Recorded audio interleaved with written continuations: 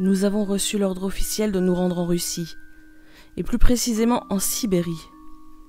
Nous devons enquêter dans cette région hostile afin de vérifier une théorie de la société de recherche Lovecraftienne.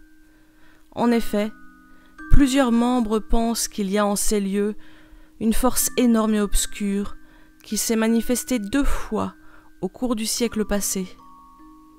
Nous avons pour mission de questionner les autochtones sur divers points, tels que la présence de boules oranges au moment des incidents, des cultes locaux, des anciennes croyances, etc. Nous serons sur place demain, si le temps nous est favorable. Nous avons rejoint un village proche de l'incident de 1959. Il y a encore quelques personnes du peuple Mansi, une des ethnies de Sibérie. C'est à eux que nous nous adressons. Ils paraissent nerveux et mal à l'aise devant nos questions. Cependant, ils nous indiquent un village à plusieurs kilomètres, encore plus isolé que celui-ci. Là-bas, il y a encore un chaman. Lui pourra peut-être nous répondre. Un violent orage nous oblige à postposer notre départ. Nous trouvons une petite auberge où passer la nuit. Nous en profitons pour nous renseigner. Les gens de la région connaissent l'événement malheureux survenu il y a plusieurs années. Leurs parents ou leurs grands-parents leur ont raconté l'histoire. Mais personne n'y a assisté. Nous étions sur le point d'aller nous coucher lorsqu'un homme d'une 70aine d'années nous aborde. Il vivait ici à l'époque. Il avait une 10aine d'années.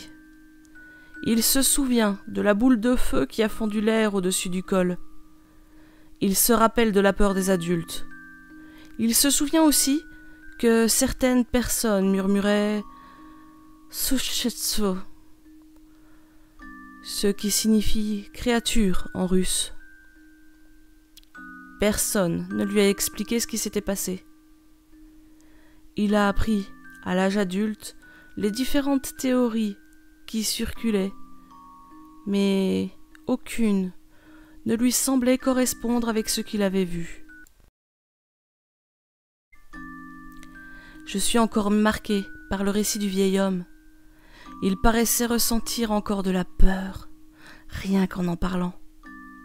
Et ce mot, Shushestvo, résonnait d'une façon tout à fait singulière et funeste dans sa bouche. Le vent et la foudre ont sévi toute la nuit durant. Mon sommeil en a été très perturbé, j'espère que cela n'affectera pas la mission. Mes compagnons et moi prenons la route vers notre prochaine destination. Après plusieurs heures à rouler dans les vastes étendues sauvages de Sibérie, nous arrivons enfin. Nous questionnons les gens sur le chaman. Il semble qu'il habite une maison un peu en retrait du village. Certains nous en parlent comme d'un vieux sage, d'autres comme d'un vieil excentrique et quelques-uns nous le décrivent comme un fou. Nous arrivons devant la petite maison de pierre où est censé vivre l'homme.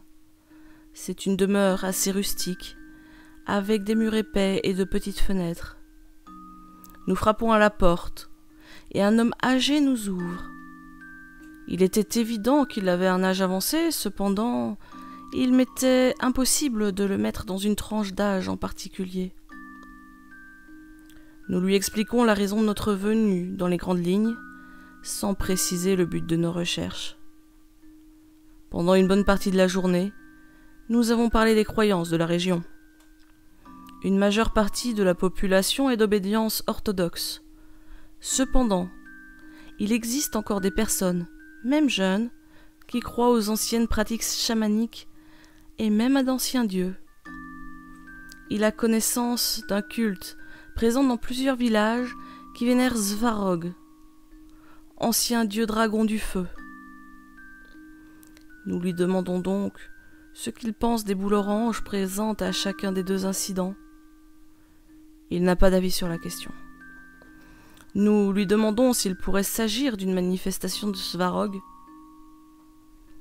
J'ai tout de suite repéré le regard suspicieux qu'il nous a lancé avant de répondre que personne n'avait jamais vu Svarog, que rien ne prouvait son existence, malgré le culte qui lui était rendu par certains Mansi.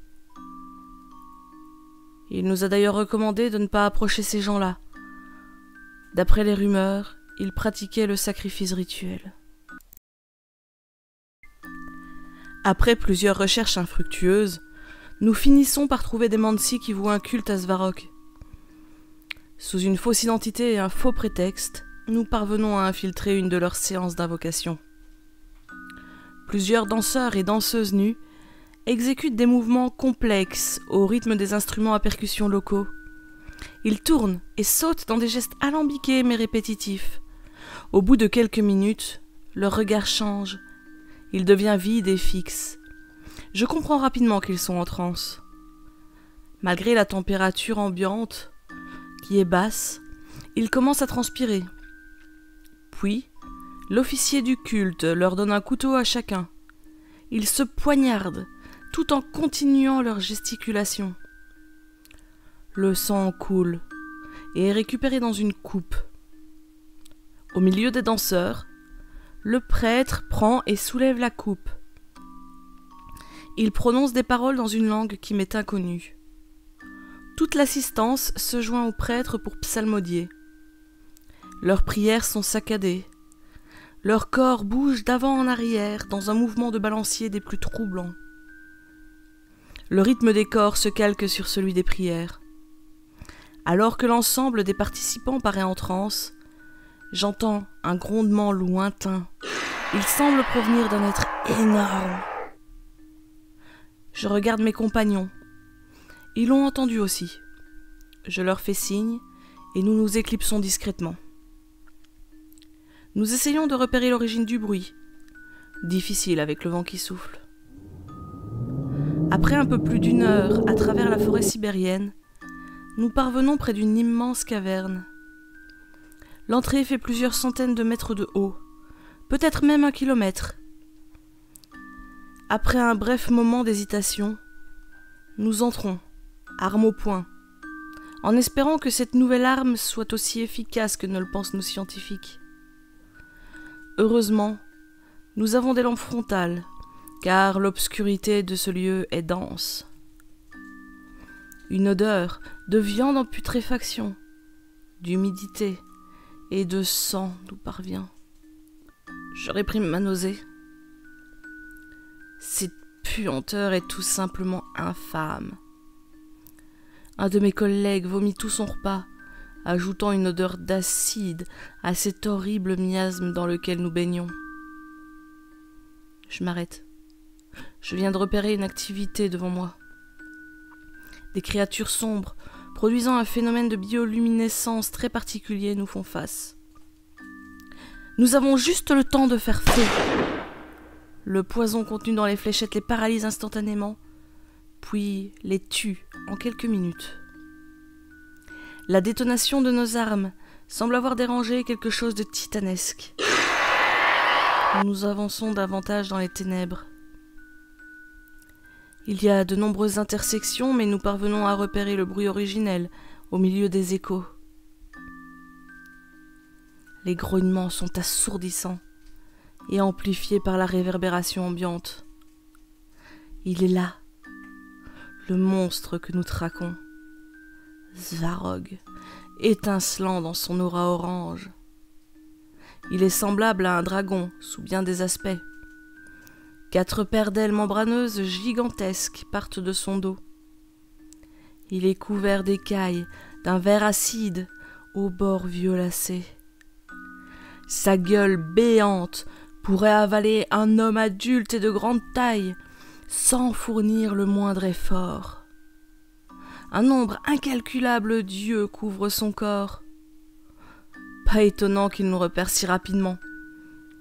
Je n'ai pas le temps de contempler cette horreur une seconde de plus, car je dois échapper à un jet d'acide qu'il crache dans ma direction. Nous lançons une première salve de fléchettes. Une seule touche le poison, agit faiblement, l'empêchant seulement de voler. Bien que plus gauche sur terre que dans les airs, l'ancien dieu se meut rapidement. Il fouette l'air de ses nombreuses queues, faisant tomber des pierres du plafond. Sa colère ne cesse d'augmenter à chaque fois que l'un de nous tire. Une seconde fléchette pénètre dans un de ses nombreuses orbites. Il grogne une dernière fois avant de s'effondrer au sol paralysé. Il faut encore 2 coups pour en venir définitivement à bout. Nous contactons rapidement nos supérieurs afin qu'ils viennent récupérer les carcasses pour les étudier. Nous avons enfin une arme capable de venir à bout des abominations qui peuplent encore notre monde.